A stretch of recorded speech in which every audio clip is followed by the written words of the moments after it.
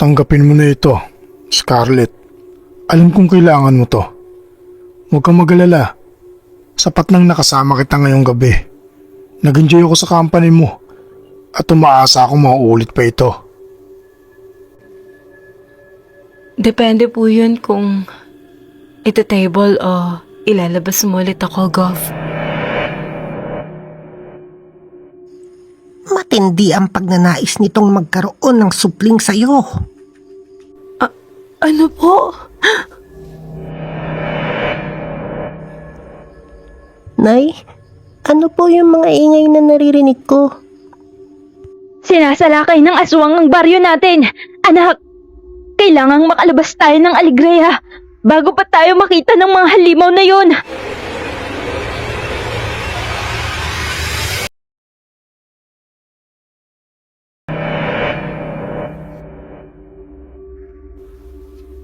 Matapos suyuri ni Governor Radnor Belmonte ang halos lahat ng bars at clubs sa Cubao, ang Metallica Disco ang tanging nakakuha ng atensyon niya. Malakas ang kanyang pakiramdam na naroon ang matagal na niyang hinahanap. At hindi nga siya nagkamali dahil wala pang isang minuto matapos niyang maupo kasama ng kanyang bodyguards ay biglang dumilim ang paligid na sinundan naman ng malalakas na sigawan ng mga tao sa loob ng nasabing club. Yon ang hudyat na lalabas na ang pinakahihintay ng lahat, ang star of the night na si Scarlett. Pumailan lang sa ere ang sikat na awitin ni George Michael na Careless Whisper, kasabay ng unti-unting pagliwanag muli ng paligid hanggang sa tuluyang maging pula ang ilaw na nakasentro sa babaeng nakatayo sa gitna ng entablado. Hindi magkamayo ang mga nanonood sa pagsipol, pagsigaw at palakpakan. Tanda ng labis na pagkasabik sa pinakamaganda at pinakamaningning na bituin sa gabing yon. Si Radnor naman ay tahimik lamang na nakamasid sa babaeng nakatalikod pa rin. Matangkad ito, maputi at may hubog ng katawang tsak na kababaliwan ng kahit na sinong kalahi ni Adan. Nakalugay ang alon-along buhok ng babae na lampas balikat. Kaya naman kitang-kita pa rin ang magandang hugis ng bewang nito at balakang. Kapansin-pansin din ang pagiging long-legged ng babae na isa sa mga weakness ni Radnor. Nang unti-unting humarap ang star of the night na si Scarlett, ay biglang tumahimik ang paligid. Tanging malalakas na pagsinghap lamang ang maririnig. Maging si Radnor ay halos mapanganga sa pagkamangha nang tumambad sa kanila ang babaeng nakasuot ng pulang two-piece bikini. Maliban doon, ay wala na tong ibang saplot sa katawan. Nais madismaya ng gobernador nang mapagtantong nakasuot si Scarlett ng masquerade mask at halos mga mata lamang nito at labi ang nakikita. Ngunit agad ding napalitan ng pagkasabik yon. Mas lalo lamang kasing nakadagdag sa panggigigil ng mga nanonood ang pa-mysterious effect na gimmick ng mga ito. Nang magsimula ng umindayog ang katawan ni Scarlett, ay umugong muli ang malakas na sigawan at palakpakan sa loob ng Metallica Disco.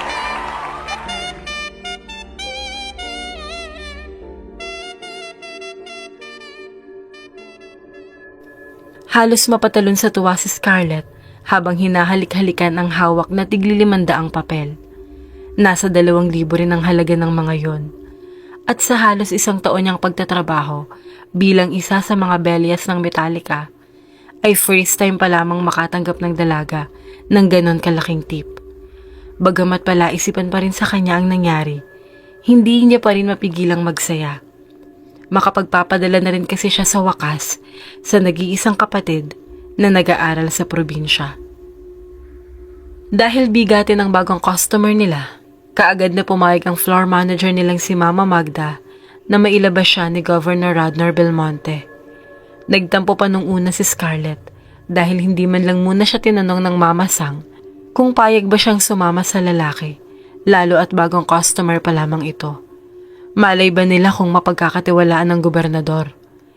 Pero nang maihatid na siya ni Radnor sa inuupahang boarding house na malapit lamang din sa pinapasukang club, ay hindi alam ni Scarlett kung anong mararamdaman. Halos wala rin siyang maapuhap na salitang tamang sabihin sa lalaki. Kinakabahan ng dalaga nung dinala siya ni Radnor sa isang sikat na hotel sa Tomas Morato. Ngunit wala siyang nagawa kundi maging sunod-sunuran dito.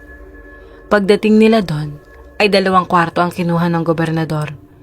Isa para sa kanila at para naman sa bodyguards na kasama nito ang isa pa.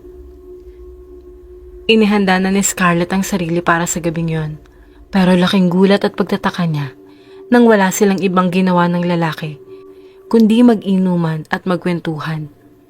Alanganin tuloy ang dalaga kung tatanggapin ang pera mula rito dahil hindi naman niya nagawa ang kanyang trabaho. Tanggapin mo na ito, Scarlett. Alam kong kailangan mo to. Huwag kang mag-alala. Sapat nang nakasama kita ngayong gabi. Nag-enjoy ako sa company mo at umaasa akong mauulit pa ito. Depende po yun kung ito-table o ilalabas mo ulit ako, Gov. Tanging tango lamang ang naitugon ng dalaga sa gobernador. Hindi pa rin nagpoproseso ng maayos sa utak niya ang mga nangyayari. Pero bago siya tuluyang bumaba sa kotse ng lalaki, ay ginawaran niya muna ito ng isang mabilis na halik sa pisngi. Nang makaalis ang sasakyan ni Radnor, ay muling nakaramdam si Scarlett ng kahungkagan, dulot ng pag-iisa. Unti-unting binalot ng pangamba ang buong sistema ng dalaga nang lingunin niya ang pinto ng inuupahang boarding house. Bigla siyang nakaramdam ng pagsisisi kung bakit hindi na lamang siya nakiusap kay Radnor na sa bahay nito matulog o di sana ay nagpahatid na lamang siya sa club mismo.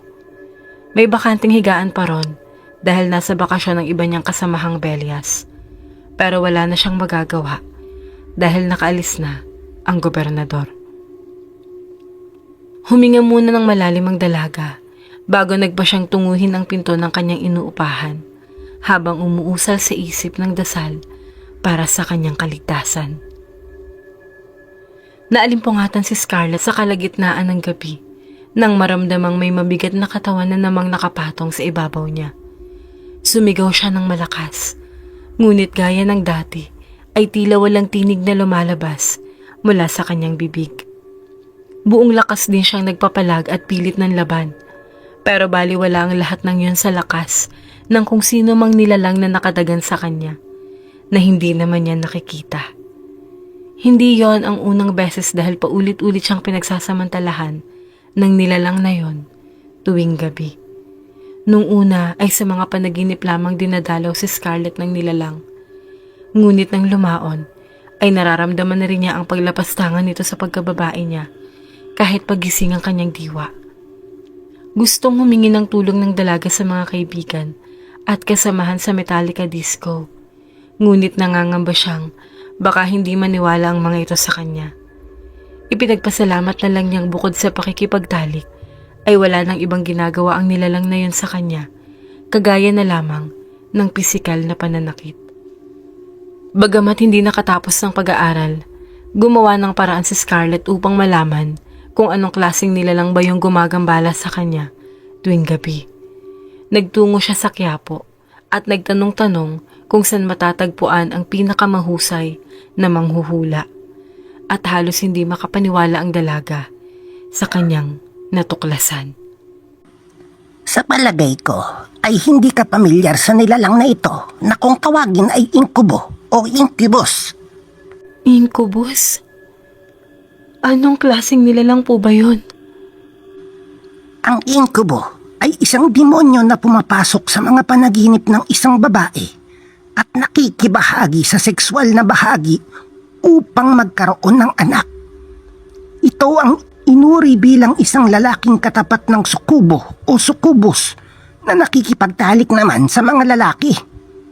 Halos parehas lamang ang dalawang demonyong yan na pinapagod ang kaniig at kung minsan pa ay pinapatay nila ito. Ngunit sa kaso mo, Sa tingin ko ay isa lang ang pakay sa'yo ng inkubo na ito, Iha. Ano po? Matindi ang pagnanais nitong magkaroon ng supling sa'yo.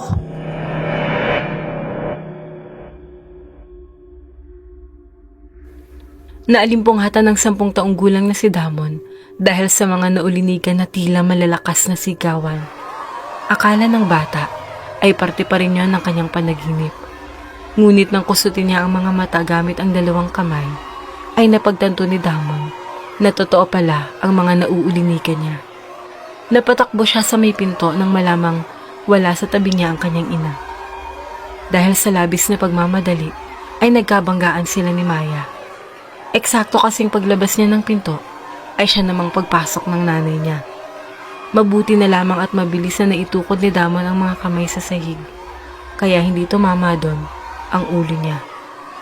Nay, ano po yung mga ingay na naririnig ko?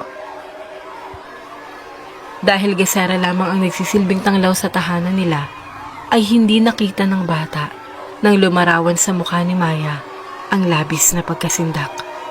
Sinasalakay ng aswang ang baryo natin. Anak, kailangang makalabas tayo ng Alegria bago pa tayo makita ng mga halimaw na yon. Magtatanong pa sana si Damon na noon ay halos wala pang nauunawaan sa mga sinasabi ng ina, ngunit marahas na hinilan na siya ni Maya patungo sa likod bahay. Bago sila tuluyang lumabas, ay sinanyasan pa siya ng kanyang ina na iwasang makalikha ng ingay para hindi sila mapansin at mamalayang tumatakas ng mga aswang. Sinunod naman yun ni Damon. Kapwa sila pigil hininga at buong ingat na gumapang palabas ng bakuran nilang yari sa kawayan.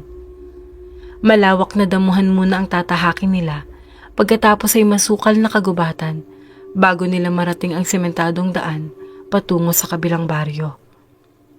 Dahil bata pa, ay hindi napigilan ni Damon na mapalingon sa pinanggalingan nilang mag-ina, dala ng kuryosidad. At nanlaki ang mga mata niya sa mga nasaksihan. May hindi mabilang na malalaki at kulay itim na mga baboy ang sumusugod at lumalapa sa mga taga-Alegria.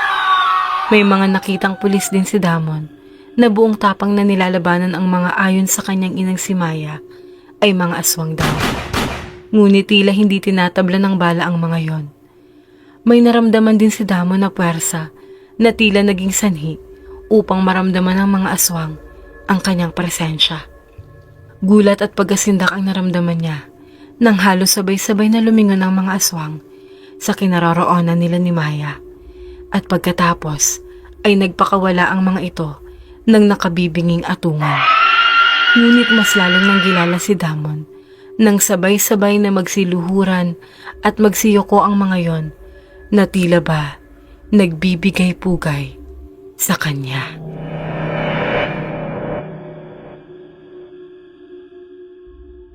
Mga kaaswang, sana po nagustuhan niyo ang kwento namin ngayon. Sana po ay makasama pa namin ulit kayo sa mga susunod pa naming kwento.